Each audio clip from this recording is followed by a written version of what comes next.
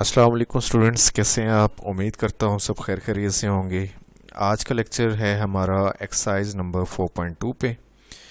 Previous lecture में हम लोगों ने एक्सरसाइज 4.2 ही स्टार्ट की थी, कंटिन्यू की थी, जिसमें हमने टोटल 8 क्वेश्चंस थे और 8 में से मैंने आपको 6 क्वेश्चंस के बारे में डिटेल से एक्सप्लेन भी किया था और उसमें से एक क्वेश्चन मैंने कंप्लीट आपको समझाया था विद कंप्लीट प्रोसीजर। कल हमने 4 और 7 क्वेश्चन हमने स्किप किया था, बाकी सारे क्वेश्चन हमने किए थे प्रीवियस लेक्चर में। 4 और 7 को स्किप करने की वजह क्या थी कि ये हमारे पास क्या थे, दोनों इम्प्रॉपर क्वेश्चंस थे, मतलब इनकी जो फ्रैक्शंस हैं वो क्या हैं, इम्प्रॉपर हैं। तो इसलिए मैंने इसको अलग से एक लेक्चर में रखा है और जो प्रॉपर फ्रैक्शंस के थे क्वेश्चन बाकी 6 वो मैंने आपको प्रीवियस लेक्चर में करवा दिए। तो बच्चों आपको याद होगा 4.1 के भी 2 लेक्चर हुए, उसमें भी मैंने आपको डिटेल से बताया। 4.2 में भी दोबारा एक्सप्लेन किया था कि सबसे पहला काम होता है कि पार्शियल फ्रैक्शंस बनाने से पहले कि आपने चेक आउट करना होता है कि क्या क्वेश्चन या फ्रैक्शन जो गिवन है हमें वो इम्प्रॉपर है या प्रॉपर। अगर वो इम्प्रॉपर है तो आप उसे क्या बनाते हैं, प्रॉपर बनाते हैं। और कैसे बनाते हैं, by using long division method. तो हमारा 4 और 7 दोनों क्वेश्चन इम्प्रॉपर हैं।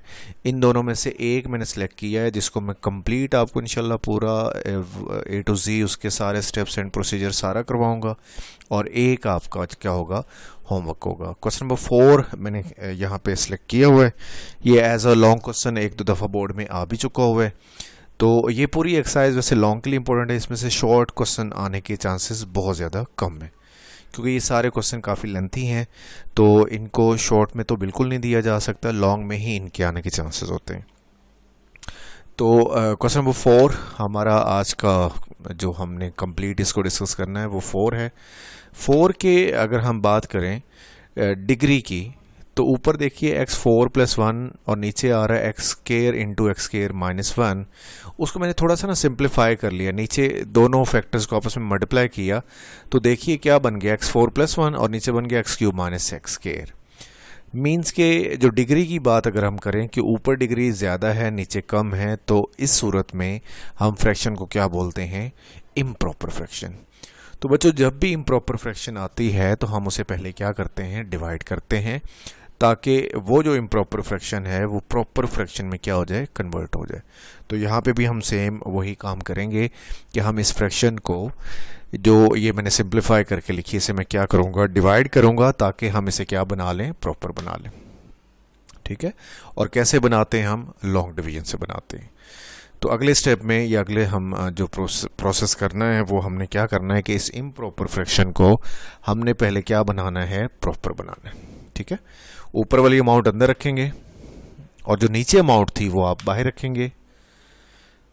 और देखना है आपने डिवीजन तो आप वैसे छोटी क्लासेस करते आ रहे हैं, मैं फिर भी एक्सप्लेन कर देता हूँ। x³ और इधर से पहला नंबर जो होगा वो x4। x³ को किस नंबर से या किस वेरिएबल से मल्टीप्लाई करें कि वो x4 बन जाए। तो अंडरस्टूड x³ हमारे पास मौजूद है, x4 बनाने के लिए हमें जस्ट किससे मल्टीप्लाई करना पड़ेगा, x के साथ। तो हम x यहाँ पे लिखेंगे और इस x को इन दोनों से मल्टीप्लाई करके हम जो आंसर आएगा वो यहाँ पे लिख देंगे। ठीक है। अब इसमें बच्चों मैंने थोड़ा सा स्पेस दे के लिखा, उसकी रीज़न क्या है, x4 तो ये सेम टर्म होगा इसलिए इसके नीचे लिख दिया, x³ के जैसी कोई टर्म नहीं है यहाँ पे, इसलिए मैंने उसको थोड़ा सेपरेटली लिख दिया। ये आप छोटी क्लासेस में सीखते हैं। उसके बाद क्या करते हैं, आप इसे सब्ट्रैक्ट करते हैं। सब्ट्रैक्ट करने के लिए आप क्या करते हैं, साइन चेंज करते हैं। x4 का साइन प्लस है तो ये क्या हो जाएगा, माइनस हो जाएगा। इसका साइन माइनस है तो ये क्या हो जाएगा, प्लस। अब आप इनको सब्ट्रैक्ट कीजिए, ये कैंसिल हो जाएगा ये वाला, तो बाकी बचेगा x³ यहाँ से और यहाँ से 1 बच जाएगा। तो x³ + 1 को आपने नीचे उतार लेना है। अब आपने इसका पहला नंबर देखना है और इधर से इसका पहला नंबर देखना है। x³ को x³ ही बनाना है तो आप किससे मल्टीप्लाई करेंगे, +1 से कर लें। 1 कौन सा लेना है आपने, प्लस का लेना है, इसलिए आप जो है इस पूरी अमाउंट को 1 से मल्टीप्लाई करेंगे तो आप यहाँ पे +1 लिखेंगे। जब 1 को इससे मल्टीप्लाई करेंगे तो यही आएगा, वो यहाँ पे लिख देंगे x³ - एक्स स्क्वायर अगेन आप इन दोनों अमाउंट्स को क्या करेंगे, सब्ट्रैक्ट। उसके लिए आपको साइन चेंज करने पड़ते हैं नीचे वाली अमाउंट्स के। एक्स क्यूब प्लस का है तो ये माइनस हो जाएगा, एक्स स्क्वायर माइनस का है तो ये प्लस हो जाएगा। लाइन लगा के इसे सब्ट्रैक्ट कर लें, एक्स क्यूब कैंसिल हो जाएगा, यहाँ से एक्स स्क्वायर बच जाएगा और यहाँ से 1 बच जाएगा, तो ये हम नीचे लिख देंगे। फर्दर हम इसे डिवाइड नहीं कर सकते, उसकी रीज़न क्या है कि हमारा जो डिवाइज़र है, जो बाहर है अमाउंट, उसकी डिग्री ज़्यादा है और जो ये रिमाइंडर है उसकी डिग्री क्या है, कम। सो दैट्स वाई हमारी डिवीजन क्या हो जाएगी, यहाँ पे स्टॉप हो जाएगी। और हम इसे लिखेंगे इस तरह से कि लेफ़्ट साइड पे हमारा क्वेश्चन आ जाएगा जो ओरिजिनल क्वेश्चन था, इक्वल टू मैंने कल समझाया था आपको 4.1 का जो सेकंड लेक्चर था जिसमें हमने इम्प्रॉपर को प्रॉपर बनाना पहले भी सिखा चुका हूँ मैं। तो मैंने आपसे कहा था पहले क्या लिखते हैं, कोशेंट, फिर लिखते हैं plus remainder over divisor. Quotient plus remainder over divisor. Quotient, remainder, divisor क्या होते हैं ये मैं आपको उस लेक्चर में अच्छी तरह से समझा चुका हूँ। ठीक बच्चों, ये है आपका क्वेश्चन। या मैं थोड़ा सा आपको मज़ीद एक्सप्लेन कर दूँ कि आपका जो असल क्वेश्चन है ना वो ये है जिसे मैंने अंडरलाइन कर दिया। लेकिन ये क्वेश्चन क्या था, इम्प्रॉपर था, हम इसको पार्शियल फ्रैक्शन में रिजॉल्व नहीं कर सकते थे। तो हमने क्या किया, इसको डिवाइड किया तो इसके 2 हिस्से बन गए, एक ये हिस्सा और एक ये हिस्सा। बच्चों ये हिस्सा है ना, हिस्सा ये जो पार्ट नंबर 1 जिसको मैं नाम दे रहा हूँ और जिसको मैं पार्ट नंबर 2 का नाम दे रहा हूँ, ये बेसिकली हमारे इस क्वेश्चन के 2 पार्ट हैं। पार्ट 1 में तो हमने पार्शियल फ्रैक्शन का कोई इस तरह का कॉन्सेप्ट होगा ही नहीं, क्योंकि वो तो फ्रैक्शन ही नहीं है, वो तो ओवर की फॉर्म ही नहीं है। हमारे टॉपिक का नाम है पार्शियल फ्रैक्शन में रिजॉल्व करें, तो इसको पार्शियल फ्रैक्शन में हम कैसे रिजॉल्व कर सकते हैं, ये तो होल पार्ट है, मतलब ये तो एक पूरा डिजिट है, पूरा कोई नंबर है। तो हम पार्शियल फ्रैक्शन सिर्फ किसकी बनाएंगे, इस पार्ट नंबर 2 की, ये जो सेकंड पार्ट है इस क्वेश्चन का जो सेकंड हिस्सा है हम उसकी क्या बनाएंगे, पार्शियल फ्रैक्शन बनाएंगे। तो बच्चों आपने क्या काम करना है, इस सेकंड वाले हिस्से को क्या कर लेना है, सिलेक्ट कर लेना है और इसकी फर्दर क्या बनानी है, पार्शियल फ्रैक्शन बनानी है। ठीक है बच्चों, तो हम क्या लिखेंगे यहाँ पे कि हम यहाँ पे कंसीडर करेंगे किस चीज़ को, x square plus 1 over x square into x minus 1, इसको हम कंसीडर करेंगे किस चीज़ के लिए, पार्शियल फ्रैक्शंस के लिए। और बच्चों ये जो हिस्सा है जो मैंने यहाँ पे सिलेक्ट किया है, इसे ज़रा गौर से देखिए, तो ये हमारा क्वेश्चन बन जाएगा उस टाइप का जैसे हमने कल क्वेश्चन किया था, जो प्रीवियस लेक्चर में जो 4.2 का पहला पार्ट था या पहला लेक्चर था, उसमें मैंने आपको इसकी पूरी डिटेल समझाई। लेकिन फिर भी मैं आपको इंशाल्लाह ये पूरा क्वेश्चन कंप्लीट समझाऊंगा, यहाँ पे पूरी वर्किंग करेंगे इंशाल्लाह। तो हम क्या करेंगे, इसकी फ्रैक्शंस लेट करेंगे। ठीक है बच्चों, यहाँ पे देखिए कि एक्स स्क्वायर ये एक लीनियर रिपीटेड फैक्टर है। एक्स स्क्वायर क्या है, लीनियर रिपीटेड फैक्टर, और ये वाला कौन सा फैक्टर है, लीनियर नॉन रिपीटेड फैक्टर है। आप यहाँ से देख के अंदाज़ा लगा सकते हैं कि एक्स स्क्वायर आपके पास कितने हैं, एक्स आपके पास कितने हैं, 2 हैं, तो 2 फ्रैक्शंस तो इसकी बन जाएंगी। और x माइनस 1 कितना है, 1 पावर के साथ आ रहा है, एक फ्रैक्शन उसकी बन जाएगी। यानी कि टोटल जो फ्रैक्शंस बननी चाहिए वो कितनी बननी चाहिए, 3 बननी चाहिए। ये मैं आपको प्रीवियस लेक्चर में अच्छी तरह से समझा चुका हूँ। तो हम इसकी फ्रैक्शंस लेट करेंगे x square plus 1 over x square into x minus 1 equal to A over x plus B over x square. पहले मैंने समझाया था कि एक्स स्क्वायर है तो पहले आप a ओवर पावर 1 के साथ x लिखेंगे, फिर b over power x square के साथ लिखेंगे और c ओवर जो थर्ड फैक्टर बचेगा वो आप लिख लेंगे। इक्वेशन 1 पहले आ चुकी है इसलिए इसको क्या नाम दे देंगे, इक्वेशन नंबर 2 का। इसके बाद जो फर्दर प्रोसीजर होता है वो आप पहले ही समझ चुके हैं। वैल्यूज निकालनी होती हैं किस किस की, a b c जो अल्फ़ाबेट्स होते हैं उन सब की। और ये याद रख लें, या मैं दोबारा आपको रिवाइज करवा देता हूँ, बता देता हूँ कि ABC अल्फ़ाबेट्स की वैल्यूज़ निकालने का जो तरीका था 4.1 में तो हमने जस्ट किया था ज़ीरो मेथड, जिसमें हम फैक्टर्स जो होते हैं उनको इक्वल टू ज़ीरो पुट करते हैं और वहाँ से हम उन अल्फ़ाबेट्स की वैल्यूज़ निकाल लेते हैं। 4.2 का जो पहला लेक्चर था, जो इससे प्रीवियस लेक्चर था बच्चों, उसमें हमने एक और मेथड भी किया था वैल्यूज़ निकालने के लिए, जिसे मैंने नाम दिया था कंपेयरिंग कोफिशिएंट्स मेथड, या मैंने एक और नाम भी दिया था उसको इक्वेटिंग कोफिशिएंट्स मेथड। तो वही मेथड यहाँ पे भी यूज़ होगा, मतलब यहाँ पे 2 मेथड यूज़ होने, क्योंकि ये देखिए x linear non repeated factor है और ये x माइनस 1 ये भी लीनियर नॉन रिपीटेड फैक्टर है, और ये x स्क्वायर क्या है, ये रिपीटेड फैक्टर है। लिहाजा ये दोनों मेथड हमें यहाँ पे अप्लाई करने पड़ेंगे। तो पहली बात तो ये कि आप इस पूरी जो इक्वेशन 2 है इसकी फ्रैक्शन को ख़त्म करें, कैसे करते होते हैं उसका तरीका क्या बताया हुआ है कि लेफ़्ट साइड का जितना डिनोमिनेटर होता है लेफ़्ट साइड के ऊपर, आपने उसको क्या करना होता है, उस डिनोमिनेटर को पूरी इक्वेशन से मल्टीप्लाई कर देना होता है। मल्टीप्लाई करें, इक्वेशन नंबर 2 को मल्टीप्लाई करेंगे x square into x minus 1 के साथ, तो लेफ्ट साइड पे जस्ट बच जाएगा एक्स स्क्वायर प्लस 1, और ए के साथ बच्चों क्या बचेगा, एक एक्स कैंसिल हो जाएगा एक एक्स के साथ, और बाकी इसमें से ए के साथ बच जाएगा एक्स इंटू एक्स माइनस 1। ये देखिए एक्स इंटू एक्स माइनस 1 बच गया। बी का जो एक्स स्क्वायर होगा वो इस एक्स स्क्वायर से कैंसिल हो जाएगा और बी के साथ एक्स माइनस 1 बच जाएगा। सी का जो एक्स माइनस 1 है वो एक्स माइनस 1 से कैंसिल हो जाएगा और सी के साथ क्या आ जाएगा, एक्स स्क्वायर। इसे नाम दे देना इक्वेशन नंबर 3 का। बच्चों ये जो इक्वेशन 3 है, जो ज़ीरो मेथड आप लगाते हैं जिसमें आप फैक्टर्स को इक्वल टू ज़ीरो पुट करते हैं, वहाँ से उनकी वैल्यू निकालते हैं और आपने पुट करना होता है इस वाली इक्वेशन में, ठीक है। लेकिन कंपेयरिंग कोफिशिएंट के लिए क्या करते हैं, आप इस इक्वेशन को थोड़ा रीअरेंज करते हैं, थोड़ा इस तरतीब से लगाते हैं कि उनको हम जो हमारे वेरिएबल होते हैं उनको हम पावर के हिसाब से, पावर के अकॉर्डिंग क्या कर लेते हैं, अरेंज कर लेते हैं। तो हमने इसे अरेंज भी कर लेना, साथ ही अरेंज कर लेते हैं इसको।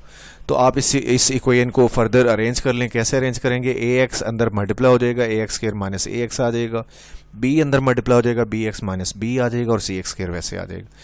अब एक्स स्क्वायर वाली टर्म्स को इकट्ठा कर लेना आपने, तो आपके पास आ जाएगा ए प्लस सी, क्योंकि एक्स स्क्वायर ए एक्स स्क्वायर है और सी एक्स स्क्वायर, तो एक्स स्क्वायर कॉमन करेंगे तो यहाँ से ए बचेगा, यहाँ से सी बचेगा। और एक्स वाली टर्म्स भी हमारे पास दो हैं, एक माइनस ए है और एक क्या है, बी, इसलिए हम माइनस ए प्लस बी लिख लेंगे और इंटू एक्स लिख लेंगे। और बगैर एक्स के यानी कि कांस्टेंट टर्म जो है वो एक ही है, माइनस बी, वो अलग से लिख दी जाएगी। That will be equation number 4। अब हमारे पास जो यहाँ पे फैक्टर हैं, ए के नीचे, बी के नीचे, सी के नीचे, उनको हमने देखना है कि वो कौन से फैक्टर हैं। दो फैक्टर जो हैं एक्स और ये एक्स माइनस 1, ये हमारे पास नॉन रिपीटेड फैक्टर हैं। हम इन फैक्टर्स को ज़ीरो मेथड में पुट कर सकते हैं, यानी कि पहला जो एक्स है वो हम पुट करेंगे, किसके इक्वल पुट करते हैं बच्चों, ज़ीरो के इक्वल। उसका नाम ही ज़ीरो मेथड है, तो किसके इक्वल पुट करेंगे, ज़ीरो के इक्वल। Put x equal to zero into equation number 3 put करना है। जब आपने ज़ीरो मेथड लगाना है तो आप इस पे लगा लीजिएगा इक्वेशन नंबर 3 पे, और जब आपने कंपेयरिंग कोफिशिएंट मेथड लगाना है तो वो इस अरेंज की इक्वेशन पे लगाना है आपने। ज़ीरो मेथड आपने ये शुरू वाली जो आइडेंटिटी बनेगी उसी पे लगाना है, लेकिन कंपेयरिंग कोफिशिएंट आपको अरेंज करना लाजमी होगा, अरेंज किए बगैर आपसे नहीं होना, ठीक है बच्चों। x इक्वल टू 0 पुट करें इक्वेशन नंबर 3 में, तो जहां जहां पे x आ रहा है वहां पे आप क्या लगाते जाए, 0 लगाते जाए। मैंने जहां जहां पे x है उधर 0 पुट कर दिया। सॉल्व करने के बाद मुझे यहां से जो आंसर मिलेगा वो b का मिलेगा, बाकी सारे 0 हो जाएंगे। तो बच्चों b का आंसर क्या मिला यहाँ से सॉल्व करने के बाद, ये सिंप्लीफिकेशन इतनी टफ नहीं है, ये आप खुद भी देख सकते हैं। तो b का आंसर -1 आ गया। अब आपने अगला फैक्टर है x -1, आपने x -1 पुट करना है किसमें, इक्वेशन नंबर 3 के अंदर, ठीक है। पुट x -1 इक्वल टू 0 और x equal to 1 into equation number 3।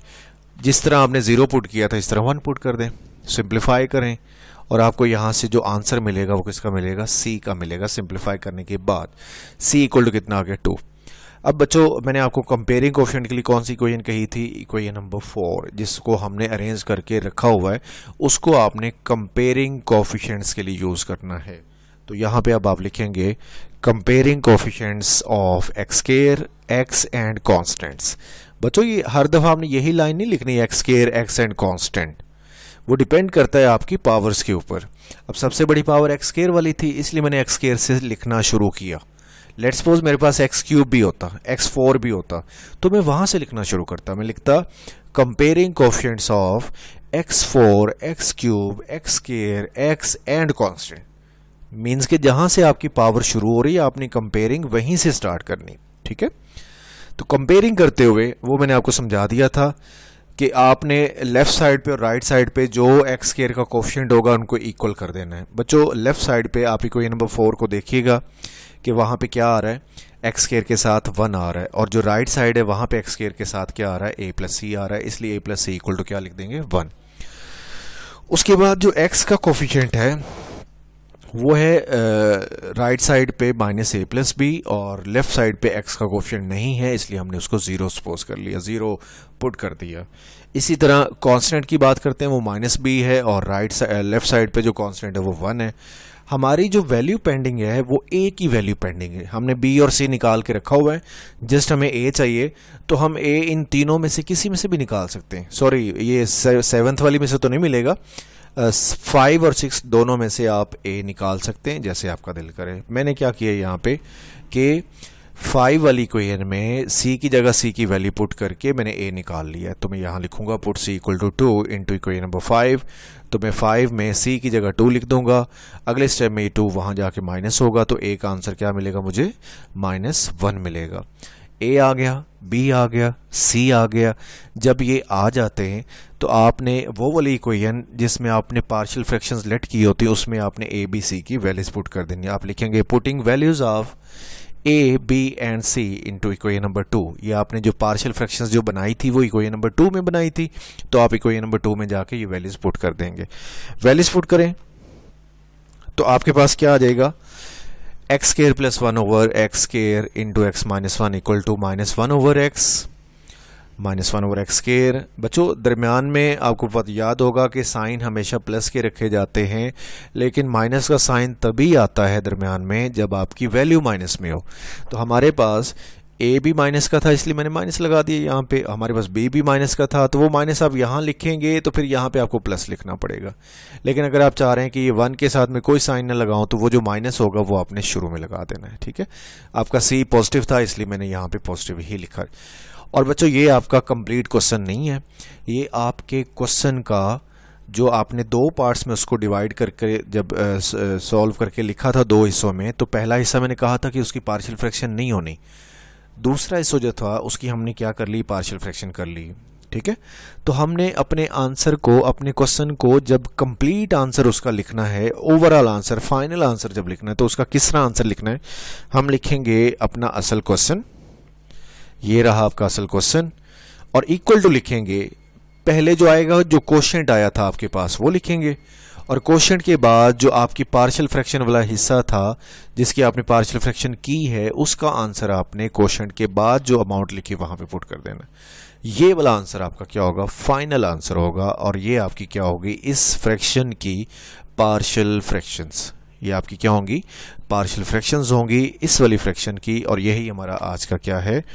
Topic. आज का हमारा क्वेश्चन कंप्लीट हो गया, और आपका होमवर्क बहुत कम है, थोड़ा है आज के लेक्चर का। जस्ट एक क्वेश्चन मैंने दिया, आपने इस क्वेश्चन की प्रैक्टिस करनी है, और एक क्वेश्चन आपको होमवर्क के तौर पे दे रहा हूँ। तो बच्चों आपको थोड़ा काम देने का मकसद ये है कि आपको ये चीज़ें अच्छे से समझ आएँ, आपको डिटेल से समझ आए, ताकि आपको मैक्सिमम टाइम मिले, थोड़ा काम करने के लिए मैक्सिमम टाइम मिले। तो आपका जो है कॉन्सेप्ट है, आपकी जो डिफ़िकल्टीज़ हैं वो क्लियर होनी चाहिए। अगर कोई इशू आता है तो आप मुझे कमेंट सेक्शंस में जो है वो आप अपने इश्यूज़ मुझसे पूछ सकते हैं, मैं आपको इंडिविजुअली गाइड कर दूंगा, ठीक है बच्चों। तो मिलते हैं इंशाल्लाह कल नेक्स्ट लेक्चर के साथ, नेक्स्ट एक्सरसाइज के साथ।